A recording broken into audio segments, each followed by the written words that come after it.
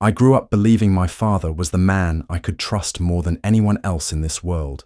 He was strict, yes, but also protective, and I thought he always had my best interests at heart.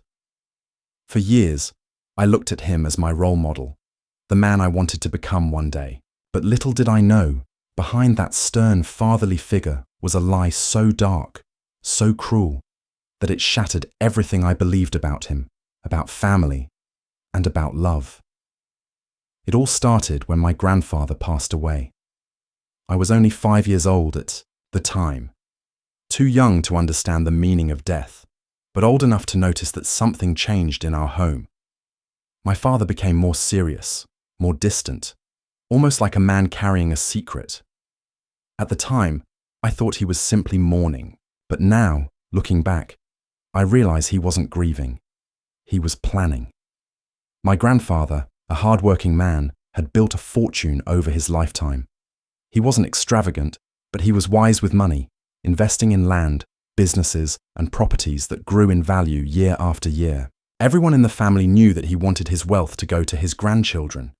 He always told me, even when I was just a little boy, one day, this will all be yours. Study hard, be a good man, and you'll never have to struggle. Those words stayed with me. They gave me hope. They made me proud to be his grandson. But after his death, my father told me something very different. He said, "Your grandfather didn't leave anything for you. He gave it all to me because he trusted me to take care of the family. You should focus on school, on building your own life. Don't wait for anyone else's money." I believed him. Why wouldn't I? He was my father, and when you're a child, you don't question your father's words. Years went by. I studied, I worked, I struggled to make ends meet.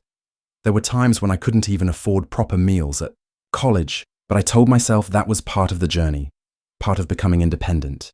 Meanwhile, I watched my father live comfortably. He had multiple properties, cars, and always seemed to have money for luxuries. I asked him once how he managed it all, and he just smiled and said, "Hard work, son. Nothing comes easy." I admired that answer. It made me want to work even harder. But slowly, small cracks began to appear in his story. One day, when I was helping him organize old documents, I stumbled upon a folder I wasn't supposed to see. Inside, it were legal papers. My grandfather's will. My hands trembled as I read the words. It said, clearly, without any doubt, that my grandfather had left the majority of his inheritance to me, his grandson, not to my father, to me.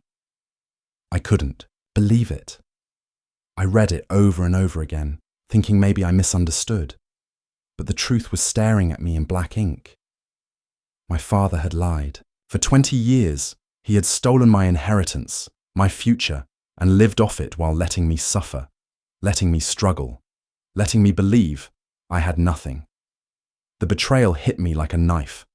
I felt sick to my stomach. I confronted him that night. I remember my voice shaking as I held the paper in my hand and said, "Dad, what is this?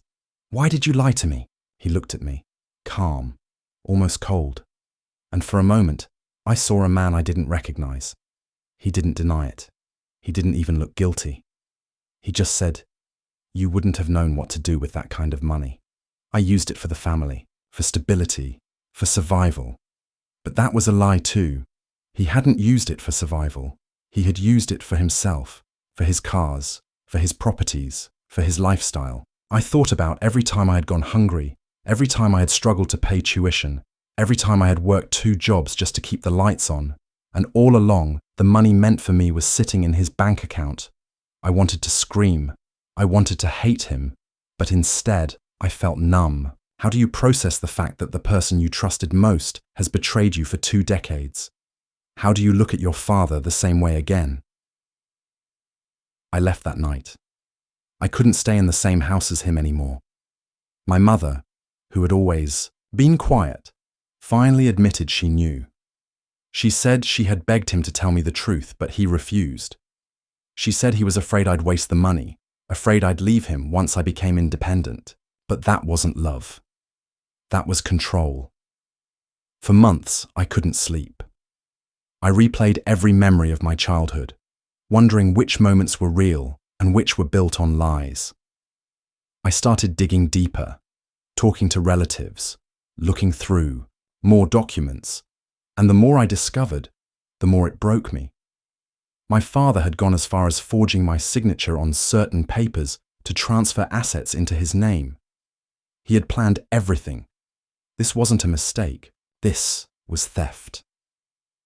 I had to make a choice: stay silent and let him continue enjoying what was rightfully mine, or fight back. It wasn't easy, but I decided to take him to court. It tore me apart to drag my own father into legal battles, but I had no choice. The evidence was on my side. And slowly, painfully, the truth came out. Everyone saw him for what he really was: not a protector, not a provider, but a liar. The court ruled in my favor. I got back a portion of what was mine, though. Much of it was already gone, wasted over the years. But it wasn't just about the money. It was about the truth, about reclaiming my life, about finally breaking free from the chains of his lies. Even now, when I look at him, I don't see a father anymore. I see a stranger, a man who stole my future and justified it with excuses. And the saddest part, I would have given him anything if he had just asked. I would have shared it with him, happily. But instead, he chose deceit. He chose betrayal. So if you're listening to this story, remember one thing.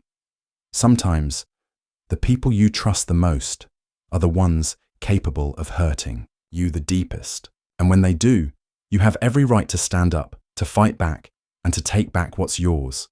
Because family isn't about blood, it's about trust. And once that trust is broken, nothing is ever the same again.